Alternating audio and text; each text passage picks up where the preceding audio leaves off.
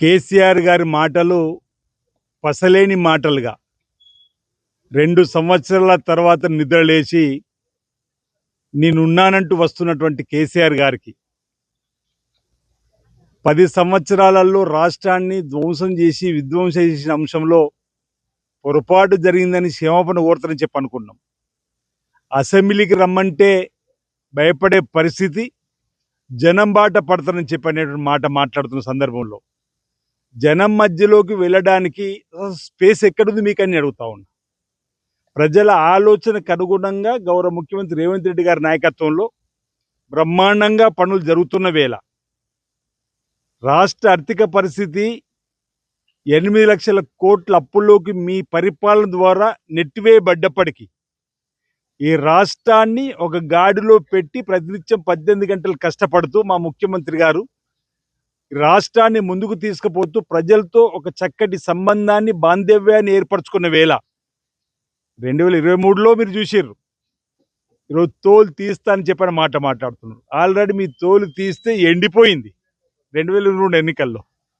అదెందుకు గమనిస్తలేరు అంటున్నాం. లోక్సభ ఎన్నికల్లో 0కే పరిమితమైంది. కంటోన్మెంట్లో 3వ స్థానంలో మీరు ఉప ఎన్నికల్లో జబ్బలు జరిసి జూబిలీస్ ఎన్నికలకు గెలుతామని బొక్కబోర్ల పడ్డారు.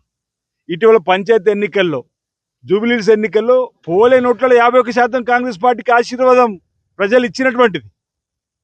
ఇటీవల పంచాయతీ ఎన్నికల్లో మీరు 20%కే పరిమితం అయిపోయారు. 60% పైన ఇంచుమించు 65% ఈరోజు ప్రజలు ఆశీర్వదించి కాంగ్రెస్ పార్టీ పక్షాన్ని నిలబడే క్రమంలో కేటీఆర్ తీరు వల్ల, హరీష్ రావు తీరు వల్ల బీఆర్ఎస్ పని అయిపోయిందని చెప్పని బీఆర్ఎస్ పక్షాన్ని మళ్ళీ ప్రజల బాట పడతా అని చెప్పనేటువంటి మాట ఏదో మాట్లాడుతారో అసలు స్పేస్ లేదంటున్నాం.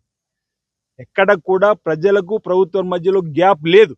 ఈ సందర్భంలో మీరేం చేస్తారో మాకు అర్థమవుతలేదు. అసలు అసెంబ్లీకి రమ్మంటే రాకుండా భయపడి ఈరోజు అవాకులు చెవాకులు మాట్లాడే విధంగా అసలు పసలేని ఆరోపణలు, పసలేని మాటలు. కేసీఆర్ గారు అవుట్డేట్ అయినటువంటి పరిస్థితి, బీఆర్ఎస్ పార్టీ అవుట్డేట్ అయినటువంటి పరిస్థితి ప్రజలు మర్చిపోతున్న వేళ మహబూబ్ నగర్ ఎంపీగా ఉండి ఏం చేసిరు మీరు ఆ రోజు?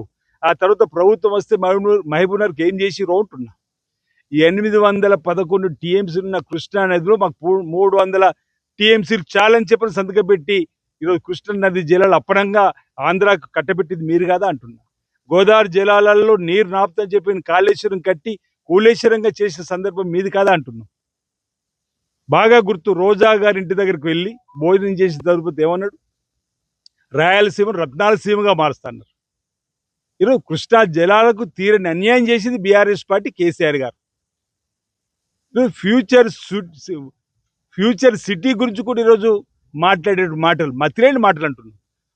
భావి తరాల ప్రజలకు ఉపయోగపడే విధంగా, భవిష్యత్ తరాల ప్రజలకు ఉపయోగపడే విధంగా, యువతకు ఉపయోగపడే విధంగా, నిరుద్యోగులకు ఉపయోగపడే విధంగా ఫ్యూచర్ సిటీని ఈరోజు నెలకొల్పుతుంటే అది కూడా మీ కళ్ళకి అనిపిపోతే ఎలా అంటున్నా. గ్లోబల్ సమ్మిట్ ద్వారా ఫ్యూచర్ సిటీలో ఏర్పాటు చేసినటువంటిది ప్రపంచ దిగ్గజాలు, ప్రపంచ స్థాయి సదస్సు జరుగుతుంటే దాన్ని కూడా విమర్శించే పరిస్థితి. 5,75,000 కోట్ల పెట్టుబడులు. గతంలో దావోస్కు వెళ్తే 3 లక్షల పైచిలకు పెట్టుబడులు. ఈరోజు తెలంగాణకు ఫ్యూచర్ సిటీకి వస్తున్న క్రమంలో ఈరోజు సహకారం అందించాల్సింది పోయి ఈ విధంగా 2 ఏళ్ల తర్వాత నిద్రలేసి ఏదో 4 మాటలు మాట్లాడాలి, ప్రజలకు మధ్యలో వెళ్ళాలి అని చెప్పిన మాట. రండి, మీరు ప్రజల దగ్గరకు వచ్చి ప్రజలకు మాకు మధ్యలో గ్యాప్ ఏదో చెప్పండి, వాటిని మీరు అమలు చేసే పరిస్థితి. ఇదే కృష్ణా జలాలపైన, గోదావరి జలాలపైన మా ముఖ్యమంత్రి రేవంత్ రెడ్డి గారు రమ్మన్నాడు మిమ్మల్ని. రండి, అసెంబ్లీ వచ్చి చర్చ జరపండి. మీ సమస్యలు ఏదో చెప్తే ఆ సమస్య పరిష్కారం కోసం పనిచేస్తాం తప్ప ఈరోజు మీ ఇంట్లోనే కలహాల కుంపటి మొదలైంది. ఆనాడు పీస్ అధ్యక్షుని హోదాలో మా రేవంత్ రెడ్డి గారు మాట్లాడిన మాటలు అవినీతి, అక్రమాలు, నాణ్యత లేని కట్టడాలు, భూ కబ్జాలు, శిఖం కబ్జాలు అని చెప్పన్నాం.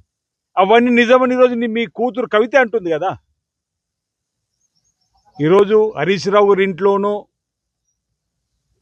ఎవరింట్లోనో బంగారం అయితే తెలంగాణ అంతా బంగారమయం కాలేదు కదా అని చెప్పని, ఏకంగా సంతోషం ఇంట్లో బంగారం అయితే బంగారం కాలేదు కదా తెలంగాణ అంతా చెప్పని సొంత చెల్లి కవిత మాటలు కేటీఆర్ సమానం చెప్పడు, సొంత కూతురు కవిత మాటలకు సమానం చెప్పారు. ఆ రోజు మా మాటలే ఈరోజు కవిత అంటుంది.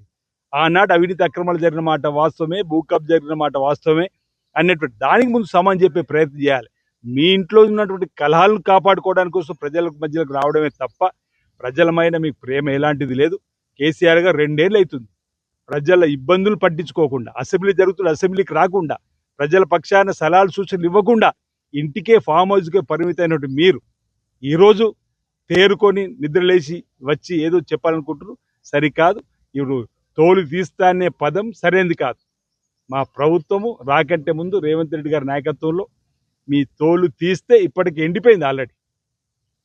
ఇప్పుడు ఇంతకుముందు మళ్ళీ మళ్ళీ చెప్పాల్సినటువంటి అవసరం లేదు. మీరు ప్రజల పక్షాన నిలబడే నిజంగానే ఉంటే మీరు అసెంబ్లీకి రండి, అసెంబ్లీలో మీ వాదనలు వినిపించండి. ప్రభుత్వం తరఫున మీ వాదనలు వినిపిస్తాం. ముమ్మాటికి కేసీఆర్ గారి వైఫల్యం వల్లనే కృష్ణా జలాలు, గోదావరి జలాలు ఈరోజు మన తెలంగాణకు రాకుండా పోయింది. ఎందుకంటే కాళేశ్వరం అయితే కూలేశ్వరం అయిపోయింది. కృష్ణా జలాలను అప్పనంగా ఆంధ్ర కప్పైపోయిండు. రాయలసీమ రత్నాలసీమ మారుస్తున్నాడు. ఇవన్నీ కూడా ప్రజలు గమనించి మేము పక్కన పెట్టిండ్రు. మీ పగటి కళలు ప్రజలు వమ్ము చేస్తారు, గుర్తుంచుకోండి. రాబో 3 సంవత్సరాల ఎన్నికల్లో కూడా తిరిగి మా ముఖ్యమంత్రి రేవంత్ రెడ్డి గారి నాయకత్వంలో కాంగ్రెస్ పార్టీ తిరిగి అధికారంలోకి వస్తుందన్నమాట ఈ సందర్భంగా తెలియజేస్తా ఉన్నాను.